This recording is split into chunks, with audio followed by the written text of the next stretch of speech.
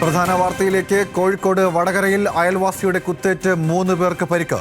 സഹോദരങ്ങളായ ശശി, രമേശൻ എന്നിവർക്കും അയൽവാസി ചന്ദ്രനുമാണ് കുത്തേറ്റത്. 3 പേരെയും അയൽവാസിയായ ഷനൂജാണ് കത്തികൊണ്ട് കുത്തി പരിക്കേൽപ്പിച്ചത്. പ്രതിയെ വടകര പോലീസ് കസ്റ്റഡിയിലെടുത്തു. ഏറ്റവും പ്രധാനപ്പെട്ട വാർത്തയായി ഈ മണിക്കൂറിൽ ഇപ്പോൾ പുറത്തുവരുന്ന വാർത്തയാണ്. വടകരയിൽ നിന്നാണ് ഈ വാർത്ത വരുന്നത്. വടകരയിൽ 3 പേരെയാണ് കുത്തി പരിക്കേൽപ്പിച്ചിരിക്കുന്നത്. അയൽവാസികളാണ് ഈ പരിക്കേറ്റവരെന്ന് മനസ്സിലാകുന്നു. ഈ പ്രതി ഷനൂജ് ഇപ്പോൾ പോലീസ് പിടിയിലായിട്ടുണ്ട്. വടകര പോലീസാണ് ഇയാളെ കസ്റ്റഡിയിലെടുത്തിരിക്കുന്നത്. ശശി, രമേശൻ എന്നിവർക്കും അയൽവാസിയായ ചന്ദ്രനുമാണ് കുത്തേറ്റത്. രാത്രിയോടെയാണ് ഈ സംഭവം ഉണ്ടായതെന്നാണ് നമുക്ക് മനസ്സിലാക്കാൻ സാധിക്കുന്നത്. ഇപ്പോൾ ലഭിക്കുന്ന വിവരമനുസരിച്ച് ശശിയും രമേശനും സഹോദരങ്ങളാണ്. ഇവരുടെ അയൽവാസി ചന്ദ്രനാണ്.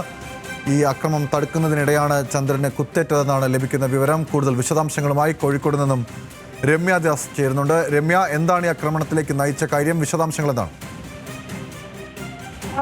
രതീഷ്, ഇതുമായി ബന്ധപ്പെട്ട് നമുക്ക് കൂടുതൽ വിവരങ്ങൾ വ്യക്തമല്ല. കാരണം എന്തുകൊണ്ടാണ് ഇത്തരത്തിൽ സമീപവാസികളായ 3 പേരെ യുവാവ് കുത്തിപ്പരിക്കേൽപ്പിച്ചത് എന്നുമായി ബന്ധപ്പെട്ടുള്ള വിവരങ്ങളാണ് ഇനി പുറത്തു വരാനുള്ളത്.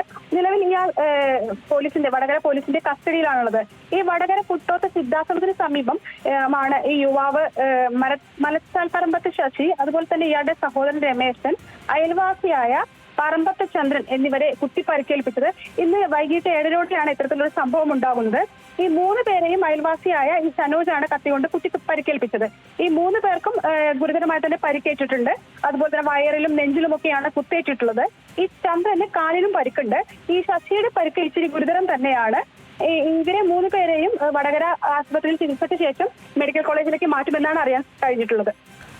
ശരി രമ്യ, എന്തായാലും ഇപ്പോൾ കോഴിക്കോട് നിന്നാണ് വാർത്ത പുറത്തു വരുന്നത്. 3 പേരെയാണ് കുത്തി പരിക്കേൽപ്പിച്ചിരിക്കുന്നത്. പ്രതി പോലീസ് കസ്റ്റഡിയിലായിട്ടുണ്ട്.